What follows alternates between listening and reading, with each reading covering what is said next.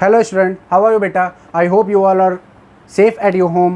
Now start today's topic beta, and today's topic is application of derivatives. बेटा class 12th में application of derivative एक बहुत ही important chapter है। इसके पहले आप लोगों ने कंटिन्यूटी एंड डिफरेंशिएबिलिटी भी आपने देखा हुआ है, मैंने इसको बहुत पहले आपको पढ़ा दिया है। तो नाउ अब हम लोग उसका एक और टॉपिक देखते हैं, एप्लीकेशन ऑफ डेरिवेटिव्स। बेटा डेरिवेटिव्स का इंट्रोडक्शन मैंने वहाँ दिया था, बट मैं एक छोटा सा ब्रीफ इंट्रोडक्शन देता हूँ। डेरिवेटिव्स का मतलब क्या होता है, केवल दो चीज़ें आप जान लो। डेरिवेटिव का दो मेन मतलब होता है बेटा, एक होता है कि किसी चीज़ की वैल्यू में क्या चेंज हो रहा है, क्या डेरिवेट हो रहा है, यानी क्या चेंज हो रहा है, जिसको हम लोग यहाँ जानते हैं रेट ऑफ चेंज। हम इसको बोल सकते हैं rate of change of anything. उसको वहाँ से डेरिवेटिव्स हमको क्या मिलता है, रेट ऑफ चेंज। या फिर इसको अगर हम ग्राफिकली मेथड में देखें तो ग्राफिकली मेथड में किसी फंक्शन के, यहाँ हम किसकी बात करें बेटा, किसी फंक्शन के ग्राफ में, उसके ग्राफ में क्या चेंज हो रहा है, क्या चेंजेस आ रही है, उसके ग्राफ के स्लोप में क्या चेंजेस हो रही है, उसकी बात करते हैं। यानी कि यहाँ पे क्या देखते हैं, change in graph, change in graph. और यहाँ ग्राफ हमारा, या इसको चेंज इन ग्राफ, या बेटा उस जो हमारा प्रॉपर क्या कह सकते हैं उसको, जो हमारा प्रॉपर स्ट्रक्चर यानी प्रॉपर ग्राफ जो बन रहा है बेटा, तो उस ग्राफ के स्लोप में क्या चेंज हो रहा है। एक्चुअली यहाँ स्लोप में देखते हैं, स्लोप में देखते हैं। चेंज किस में बात करते हैं बेटा, स्लोप में बात करते हैं। और स्लोप में जब बात करेंगे तो आप जानते हो बेटा, स्लोप ऑफ द लाइन आपने पढ़ा है कि वहाँ पे आप किससे रिप्रेजेंटेशन करते हो, टेन थीटा की वैल्यू आप चेक करते हो। याद आ रही है बेटा, थोड़ी थोड़ी याद आ रही है, क्लास 11 में आपने पढ़ा है टेन थीटा। ऐसे रेट ऑफ चेंज में जैसे आप डिफरेंशिएशन फाइंड करते हो बेटा, जैसे आपने एक्स एन का अगर डिफरेंशिएशन किया डी बाई डी एक्स, तो आपको क्या मिलता है यहाँ से, n x n minus one. तो यहाँ पर आप इन दोनों चीज़ों को जानोगे और इन दोनों का यूज़ आप देखोगे। बट अब मैं इससे पहले, इन चीज़ों को बताने से पहले एक और चीज़ बता दूं बेटा, कि आपके एप्लीकेशन ऑफ डेरिवेटिव का फर्स्ट पार्ट जो है रेट ऑफ चेंज, इससे रिलेटेड जो क्वेश्चंस थे उनको हटा दिया गया है। तो नाउ हम लोग डायरेक्ट आते हैं इंक्रीजिंग और डिक्रीजिंग फंक्शन पे। इंक्रीजिंग और डिक्रीजिंग फंक्शन होता कैसे और इसको हम लोग कैसे जानेंगे, इसको पहले देखते हैं बेटा। देखो सबसे पहले हम लेट कर लेते हैं, हम लेट करते हैं बेटा कि f x equal to x square. यानी हमने क्या लेट कर लिया बेटा कि एफ एक्स एक फंक्शन है, f x equal to x square, this is a given function. ये हमारा एक फंक्शन है जिसको हम लोगों ने लेट किया। अब इसका पहले हम लोग क्या करते हैं बेटा, ग्राफ ड्रॉ करेंगे। कैसे ग्राफ ड्रॉ करेंगे, तो पर्टिकुलर वैल्यू फाइंड करते हैं। एफ एक्स को हम लोग क्या बोलते हैं बेटा, f x equal to y, हम f x equal to y लेते हैं, इसमें y equal to x square. Graph draw कर लें एक्स एंड वाई। अगर हम ग्राफ ड्रॉ करते हैं बेटा, देखो अब इसमें ग्राफ भी हम लोग टू टाइप से बेटा क्या करेंगे, ड्रॉ करेंगे। एक पहले पॉजिटिव साइन, पॉजिटिव वैल्यूज़ के साथ। कैसे करेंगे बेटा, एक पॉजिटिव वैल्यू के साथ, एक बार हम लोग निगेटिव वैल्यू के साथ। एक बार हम लोग किसकी वैल्यू, यानी यहाँ पर x की वैल्यू, यानी एक बार हम लोग किसकी वैल्यू बेटा, हम लोग एक बार बस इतने सफिशिएंट होंगे। आई होप कि और पॉइंट्स हमको लेने पड़ेंगे बेटा, क्योंकि हम लोग को कुछ चीज़ें यहाँ दिखानी हैं, तो 4 वैल्यूज सफिशिएंट है बेटा। तो हम लोग यहाँ पर क्या लेंगे, positive value of x consider करेंगे फर्स्ट टाइम, और उसके बाद एक बार हम लोग निगेटिव वैल्यू कंसीडर करेंगे, किसकी, y की। ठीक है, अगर हम ऐसे देखें तो हमारा x एंड y। तो नाउ अब हम यहाँ पर किसकी वैल्यू पुट करेंगे बेटा, अगर हम यहाँ पर, अच्छा यहाँ हम किसकी वैल्यू रखें, अगर हम यहाँ पर x यानी कि यहाँ पर हम y की वैल्यू रखेंगे तो हमको x की वैल्यू ऑटोमेटिक मिलती जाएगी। ये बात समझ में आ रही है? अच्छा नहीं बेटा, गलती हो रही है क्या, f x equal to y, यानी कि हम यहाँ जो x की वैल्यू पुट करेंगे तो हमको ये वैल्यू मिलती जाएगी। नाउ अब हम x की वैल्यू यहाँ हम 0 पुट करते हैं, तो यहाँ 0 का स्क्वायर क्या हो जाएगा, 0। नाउ अगर यहाँ हम 1 पुट करेंगे बेटा तो क्या आएगा, 1 का स्क्वायर 1। इसी तरह अगर हम 2 पुट करेंगे तो 2 2 2 ज़ा 4। अगर मैंने 3 पुट किया तो 3 3 ज़ा 9। ये बात समझ में आ रही होगी बेटा आई को। अब इसी तरह बेटा हम यहाँ पर आते हैं और कुछ पॉइंट्स देखते हैं। जैसे हमने फिर क्या किया, इसमें भी हम लोग कहाँ से स्टार्ट करते हैं, 0 हम लोगों ने देख लिया है, 0 पे 0 होगा। ओके, माइनस में देखते हैं बेटा, तो -1 अगर आप पुट करोगे तो आपको 1 रिजल्ट मिलेगा। बात समझ में आ रही है बेटा, 1 रिजल्ट मिलेगा। आप -2 पुट करोगे तो 4 रिजल्ट मिलेगा, -3 पुट करोगे तो 9 रिजल्ट मिलेगा। अब इन दोनों डेटा के बेस पे क्या हम ग्राफ ड्रॉ कर सकते हैं, बिल्कुल ड्रॉ कर सकते हैं। कैसे ड्रॉ करेंगे, तो हम लोगों ने क्या किया बेटा, एक ग्राफ ड्रॉ किया। ये हमारा क्या हो गया, this is the y axis और दिस इज एक्स एक्सिस। अब हम यहाँ पे वैल्यूज़ पुट करते हैं बेटा। वैल्यूज़ पुट करने के लिए पहले इसमें हम नंबर दे देते हैं, दिस इज 0 0, ये हो गया बेटा हमारा 1 2 3 4 5 5। ओके। और इधर हम आ जाते हैं बेटा -1, -2, -3, -4, नाउ ओवर। अब हम बेटा इधर से आते हैं, कहाँ तक जाना है हमको, 1 2 3, पास हो गया बेटा, 1 2 3 4 5 6 7 8 9 10। ओके, अब इसको हम नेमिंग कर दे क्या, 1 2 3 4 5 6 7 8 9 एंड 10। यहाँ तक बातें क्लियर है बेटा। अब हम क्या करेंगे, इसको कैसे सॉल्व करेंगे, ग्राफ प्लॉट करना तो आपको आता ही है, आपने बहुत पहले से ये सारी चीज़ें सीखे हैं। तो ग्राफ हम कैसे प्लॉट करेंगे बेटा, पहले हम पॉजिटिव साइड पुट करते हैं, 0 0 दिस पॉइंट नाउ, फिर हमारा क्या 1 एंड 1, तो 1 1 क्या होगा बेटा, this and this line, this is 1 1। फिर हम क्या करेंगे बेटा 2 एंड 4, तो 2 is this and 4 is this, तो पहले हम 4 को थोड़ा सा आगे बढ़ाते हैं, फिर हमने 2 को भी आगे किया, ये हो गया हमारा पॉइंट। नेक्स्ट हमारा क्या बेटा 3 एंड 9, तो 3 is where, this is 3 and 9।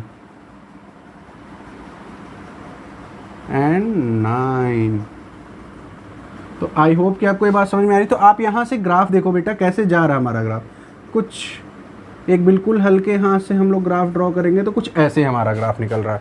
बात समझ में आ रही है बेटा, थोड़ा सा यहाँ कर लेते हैं, ये ग्राफ कुछ ऐसे हमारा ऊपर की तरफ बढ़ रहा है। ऐसे ही अगर हम इधर की तरफ आएँ तो 0 0 फिर 1 -1, तो 1 और -1 बेटा यहाँ कहीं आएगा। ऐसे ही -2 एंड 4, -2 एंड 4 बेटा, यहाँ एक्यूरेट ग्राफ नहीं बना सकते हम, बट आप एक्यूरेट बनाकर चेक कर सकते हो। एंड -3 और ऐसे 9, तो कुछ ऐसे अगर हम हल्के हाथ से करें तो ये ग्राफ हमारा कुछ ऐसे बनेगा। बात समझ में आ रही बेटा। तो आई होप कि आपको ये बात समझ में आ रही कि ये हमने ग्राफ कैसे ड्रॉ किया। अब इस ग्राफ से कुछ चीज़ें आपको पता चलेंगी। क्या बातें पता चल रही हैं, देखो बेटा, जब हम लोग, दिस इज लेफ्ट साइड से जब हम लोग राइट साइड की तरफ मूव कर रहे हैं, दिस इज लेफ्ट से हम लोग मूव कर रहे हैं किधर, दिस इज राइट डायरेक्शन। जब हम लोग लेफ्ट से राइट की तरफ मूव कर रहे हैं, लेफ्ट से हम लोग कहाँ जा रहे हैं, राइट की तरफ बढ़ रहे हैं। किस साइड, जब हम लोग लेफ्ट से राइट की तरफ बढ़ रहे हैं तो निगेटिव कॉर्नर पे, मतलब कि इस पार्ट में देखो बेटा क्या हो रही है, जो x की वैल्यू है वो क्या हो रही है, देखो डिक्रीज हो रही है। पहले अगर हम देखें इस पॉइंट पे हमारी x की वैल्यू क्या थी, यहाँ पे इंक्रीज थी, फिर जैसे ही थोड़ा थोड़ा आप आगे बढ़ते जा रहे हो इस पॉइंट पे कम हो रही है, फिर कम हो रही है, फिर कम हो जा रही है। फिर जैसे ही आप इस पार्ट में देखो आप क्या हो रहे हो, तो इस पार्ट में जब आप लेफ्ट से राइट जा रहे हो तो आपकी वैल्यू क्या हो रही है, डिक्रीज हो रही है। क्या हो रही है, डिक्रीज। ये बात आपको समझ में आ रही होगी बेटा ग्राफ से कि यहाँ से धीरे धीरे जैसे आप इधर आगे की तरफ बढ़ रहे हो आपकी वैल्यू डिक्रीज होती जा रही है। फिर जैसे ही यहाँ पर आप क्या कर रहे हो बेटा, दिस इज राइट, ठीक है। अब इस पार्ट में जब आप जा रहे हो, मूव कर रहे हो लेफ्ट से राइट, तो इस पार्ट में देखो जैसे जैसे आप आगे बढ़ रहे हो, देखो जैसे जैसे आप आगे बढ़ रहे हो आपकी वैल्यूज क्या हो रही है, लगातार इंक्रीज हो रही है। देखो इस पॉइंट पे 1 थी, यहाँ पे क्या हो गई 4 हो गई, यहाँ पे क्या हो गई 9 हो गई। यानी कि जैसे जैसे आप इधर बढ़ रहे हो तो इस पार्ट में देखो, यानी कि 0 2 3 देखो, ये इंटरवल की बात कर रहा हूँ बेटा। यहाँ इंटरवल आपको बहुत ज़रूरी जाना, आपने क्लास 11th में पढ़ा होगा इनइक्वालिटीज़ में। तो देखो 0 to 3 इंटरवल, इसके बिटवीन आपकी वैल्यू क्या हो रही है, लगातार इंक्रीज हो रही है। क्या हो रही है, इंक्रीज हो रही है, यस और नो। देखो ये इंक्रीज हो रही है, बट यहाँ से देखो 0 इस पॉइंट पे 0 और यहाँ क्या -3 to 0 के बिटवीन क्या हो रही है, लगातार क्या हो रही है, इस इंटरवल में आपकी वैल्यू डिक्रीज हो रही है। क्या हो रही है, डिक्रीज हो रही है। तो बात समझ में आ रही है बेटा, इंक्रीजिंग और डिक्रीजिंग का मतलब क्या है यहाँ पे, कि इंक्रीजिंग एंड डिक्रीजिंग फंक्शन। यहाँ पे देखो वैल्यू बेटा इस इंटरवल में आपकी क्या हो रही है, वैल्यू डिक्रीज हो रही है। इस इंटरवल में आपकी वैल्यू क्या हो रही है, इंक्रीज हो रही है। तो आपका ये इंक्रीजिंग फॉर्म हो गया और ये आपका डिक्रीजिंग फॉर्म हो गया। जब भी हम इंक्रीजिंग और डिक्रीजिंग की बात करेंगे तो हमको इंटरवल्स पता होने चाहिए, क्योंकि इसमें एक हम लोग प्रॉपर इंटरवल की बात करते हैं। अच्छा, यहाँ पर कुछ पॉइंट्स मैंने बताए हैं। अच्छा, इससे अभी हम लोगों ने केवल इस ग्राफ की बात की, इंक्रीजिंग और डिक्रीजिंग ऑर्डर की बात की। अब बेटा हम आते हैं कि इंक्रीजिंग और डिक्रीजिंग में भी कई टाइप्स के होते हैं। जैसे इंक्रीजिंग क्या, increasing strict increasing, decreasing strict decreasing. तो अब उससे रिलेटेड पहले बात कर लेते हैं, फिर मैं सारी चीज़ों को आपको क्लियर करते जाऊँगा 1 by 1। तो नाउ बेटा हम लोग स्टार्ट करते हैं। सबसे पहले हम क्या देखेंगे बेटा, अभी हम लोगों ने पूरा ग्राफ देखा कि हमारा शेप कैसा बन रहा था, यू शेप में बन रहा था। यानी जब हम इस साइड से जा रहे थे तो हमारा लगातार ग्राफ क्या हो रहा था, डिक्रीज हो रहा था, और इस साइड हमारा लगातार ग्राफ क्या हो रहा था, इंक्रीज हो रहा था। नाउ हम लोग इसको 1 by 1 समझते हैं बेटा। पहले हम इंक्रीजिंग फंक्शन को समझेंगे। इंक्रीजिंग फंक्शन में इस पूरे चीज़ को केवल एक कॉन्सेप्ट से हमको समझना है, जिसको हम बोलते हैं टेंजेंट फॉर्म। यानी कि आपने स्लोप ऑफ द लाइन पढ़ा होगा जहाँ tan थीटा आप देखते हो, बस उसी के मेथड से पढ़ते हैं। अब बेटा सबसे पहले देखो यहाँ से लगातार आपका ग्राफ इंक्रीज हो रहा है यहाँ तक, फिर कांस्टेंट हुआ कुछ टाइम के लिए, फिर आपका ग्राफ क्या हुआ, फिर इंक्रीज हो रहा है। तो ये आपका कैसा ग्राफ हो रहा है, आप समझ पा रहे हो ना कि this is increasing graph, this is increasing graph. ये बात आपको यहाँ इस ग्राफ से समझ में आ रही है। यहाँ भी देखो बेटा आपका ग्राफ क्या हो रहा है, लगातार इंक्रीजिंग हो रहा है, देखो लगातार इंक्रीज हो रहा है, this is also increasing, this is also increasing graph. और इसमें भी देखो बेटा ये लगातार इंक्रीज होता जा रहा है, तो this is also increasing graph. But जिस पॉइंट पे, जिस इंटरवल पर, यहाँ इंटरवल की बात देखो बेटा, इस इंटरवल पे ये क्या हो रहा है, कांस्टेंट हो रहा है। यहाँ पे ये कांस्टेंट हो रहा है ना बेटा कुछ टाइम के लिए, ये ग्राफ क्या हो रहा है, इस इंटरवल में कांस्टेंट हो जा रहा है। कांस्टेंट इन द सेंस मतलब यहाँ वैल्यू 0 हो रही है। अब कहने का सेंस यहाँ वैल्यू क्या हो रही है बेटा, इक्वल टू 0 हो रही, कोई इंक्रीमेंट इंक्रीजमेंट नहीं हो रहा। तो इस बात को समझो बेटा, हम टेंजेंट की बात बार बार क्यों कर रहे हैं, क्यों इसलिए कर रहे हैं बेटा कि आप बात समझो। अगर मैंने इस पॉइंट पे, मान लीजिए मैंने इस पॉइंट पे एक टेंजेंट ड्रॉ किया, अब पहले टेंजेंट से बात समझो बेटा, अगर मैंने टेंजेंट ड्रॉ किया तो कुछ ऐसे आएगा और ये ऐसे, यानी यहाँ जो हमारा थीटा बनेगा, थीटा इज एक्यूट, क्या बन रहा है बेटा, एक्यूट, क्या बनेगा हमारा थीटा एक्यूट, यानी कि पॉजिटिव साइन लेगा, क्या लेगा, पॉजिटिव साइन। किसी भी पॉइंट पे, अगर मान लीजिए हमने किसी भी पॉइंट पे ले ले, इस पॉइंट पे ले ले बेटा हम अगर टेंजेंट ड्रॉ करें तो यहाँ भी हमारा थीटा एक्यूट बनेगा, इस पॉइंट पे लेके देखेंगे तो भी ये हमारा एक्यूट बनाएगा। यानी कहने का जब भी इंक्रीजिंग ग्राफ होगा तो थीटा हमारा कैसा बनेगा, एक्स एक्सिस के साथ एक्यूट एंगल ड्रॉ करेगा, यानी कि पॉजिटिव साइन लेगा। तो इसका मतलब क्या हुआ, अभी हमने आपको जस्ट आपको बताया था कि डेरिवेटिव्स को मैंने 2 पार्ट्स में डिवाइड किया, एक रेट ऑफ चेंज और एक हम लोगों ने स्लोप ऑफ द लाइन यानी कि tan थीटा के फॉर्म में। यानी कि डेरिवेटिव्स यानी कि डेरिवेशन करने पे उसका, यानी कि डिफरेंशिएशन करने पे, यानी कि इसका फंक्शन का, फंक्शन हमारा क्या है, एफ एक्स का जब एफ डैश करोगे यानी डिफरेंशिएशन करोगे तो आपका ये क्या होना चाहिए, जब इंक्रीजिंग फंक्शन की बात करें तो ये क्या आ रहा है, देखो पहले इंक्रीज हो रहा है यानी ग्रेटर देन है, पॉजिटिव है तो 0 से बड़ा होगा, और एक चीज़ है कुछ टाइम के लिए कांस्टेंट हो रहा है तो यहाँ इक्वल टू होगा। यानी कहने का सेंस बेटा इंक्रीजिंग फंक्शन का फॉर्म क्या हो गया, इंक्रीजिंग फंक्शन का फॉर्म हो गया कि f dash x equal to greater than और इक्वल टू 0। बट जब आपका ये देखो बेटा कहीं पे ऐसा पॉइंट नहीं है जहाँ पे ये कांस्टेंट हो रहा है, विदाउट कांस्टेंट ये भी है, विदाउट कांस्टेंट ये भी है। आप कहीं पर भी किसी भी पॉइंट पे, आप इस पॉइंट पे टेंजेंट ड्रॉ करके देख लो, सॉरी इस पॉइंट पे अगर आपने टेंजेंट ऐसे ड्रॉ किया बेटा, या आपने इस पॉइंट पे टेंजेंट ड्रॉ किया तो कुछ ऐसा ड्रॉ होगा, या इस पॉइंट पे ड्रॉ करोगे बेटा कुछ ऐसा होगा। तो ईच एंड एवरी टाइम जो भी आपकी थीटा की वैल्यू होगी, मान लो इस पॉइंट पे कर रहे हो आप कुछ ऐसा ड्रॉ कर रहे हो बेटा कि ये ऐसे है, तो आप टेंजेंट ड्रॉ करोगे तो ये ईच एंड एवरी टाइम जब भी आपका होगा, मान लो किसी भी पॉइंट पे आप करके देखोगे तो आपका जो थीटा ड्रॉ होगा, जो भी थीटा यहाँ से ड्रॉ हो रहा है वो एक्यूट ड्रॉ होगा।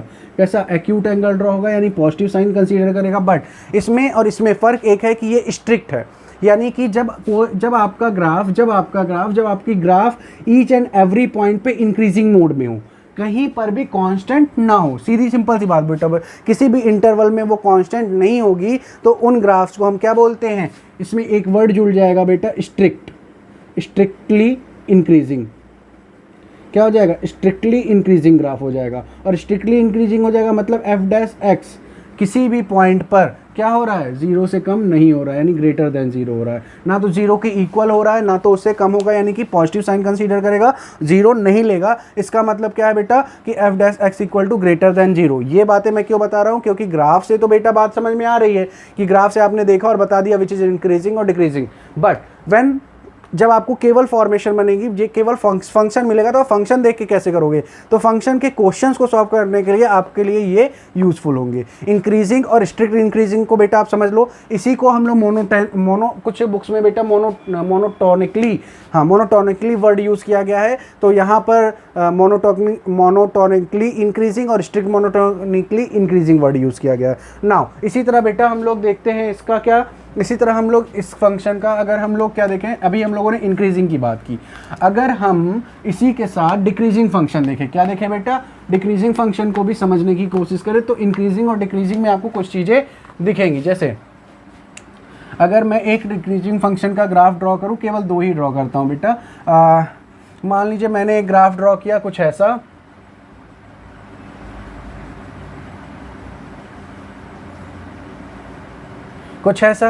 ठीक है, और एक मैंने ग्राफ ड्रॉ किया कुछ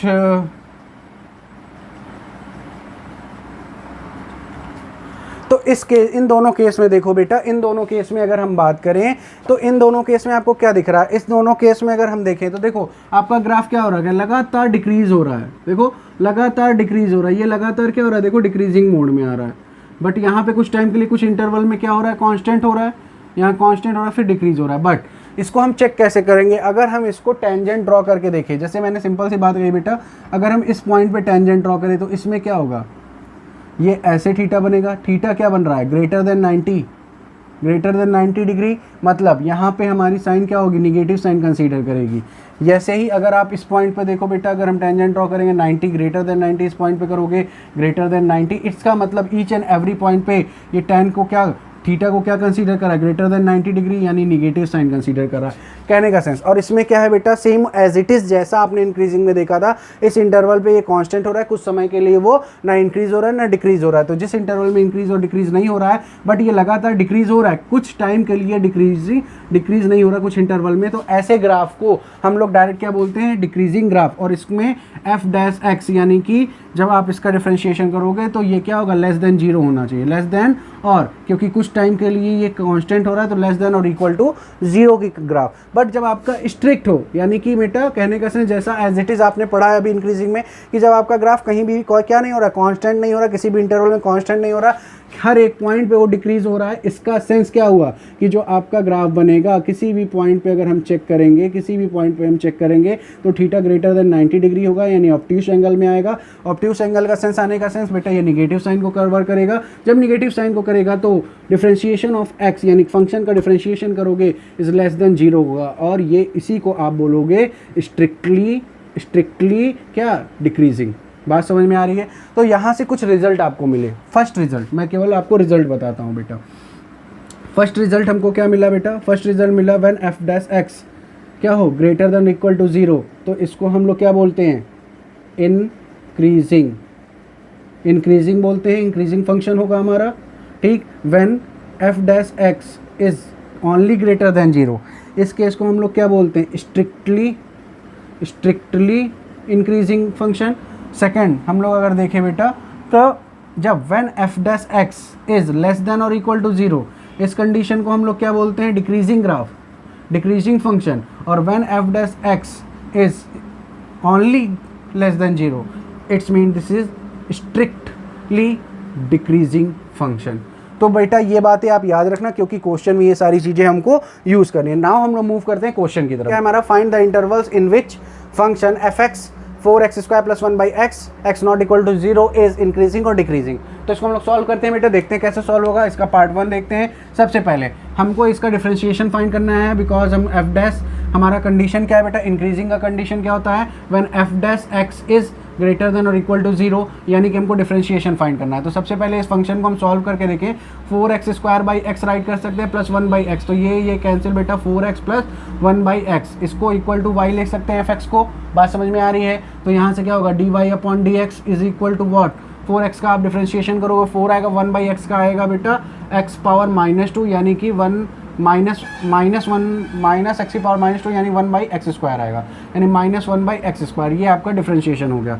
डिफरेंशिएशन मैंने इस तरह कर दिया बेटा, आपको याद रखना है कैसे करते हैं, आप लोगों ने इसके पहले डिफरेंशिएबिलिटी पढ़ी हुई है। तो ये हमारा डिफरेंशिएशन आ गया। तो हमारा कंडीशन क्या है कि f dash x is greater than और इक्वल टू 0। इस कंडीशन में हमारा क्या होगा, 4 - 1/x² इज ग्रेटर देन और इक्वल टू 0। अब यहाँ पे हम क्या कर सकते हैं, अगर हम क्या करें बेटा, अगर हम डायरेक्ट ऐसे समझो, इसको हम स्टेप बाय स्टेप नहीं कर रहे हैं, अगर हम x² से दोनों साइड मल्टीप्लाई कर दें तो क्या हो जाएगा, 4x² - 1 is greater than 0, yes और नो। अगर आप इसको सॉल्व करोगे बेटा तो क्या बन जाएगा, 2x। अगर इसको हम लोग थोड़ा सा सॉल्व करके देखें, 2x² - 1², 2x + 1 और 2x - 1 का फॉर्म बन रहा है, यानी 2x + 1 and 2x - 1 is greater than और इक्वल टू 0, ग्रेटर देन और इक्वल टू 0 की कंडीशन। अब बेटा जब हम लोग इस पार्ट को लेकर देखेंगे तो क्या हो जाएगा,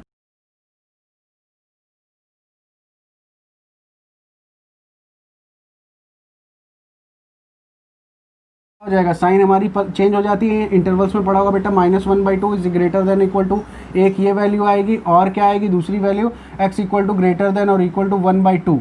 आपको 2 वैल्यूज़ यहाँ से दिख रही हैं बेटा x की, आप लोगों ने इंटरवल पढ़ा हुआ है, तो यहाँ से हम लोगों ने क्लास 11 के इंटरवल से आप लोग देखो इस फॉर्म को हम लोगों ने ऐसे फाइंड किया। तो यहाँ से आपको एक चीज़ मिलेगी, क्या मिलेगी आपको यहाँ से? अब मैं आप लोगों को, मैंने याद होगा मैंने क्रिटिकल पॉइंट बताया था या फिर हम लोगों ने लाइन पे चीज़ों को ड्रॉ करना सीखा था, -∞ टू +∞। अगर इनको हम सिम्बलाइज़ करें तो कुछ ये पॉइंट हमारा -1/2 दे देते हैं, ये 0 मतलब कि ये हमारा मिड पॉइंट, ये 1/2। अब देखो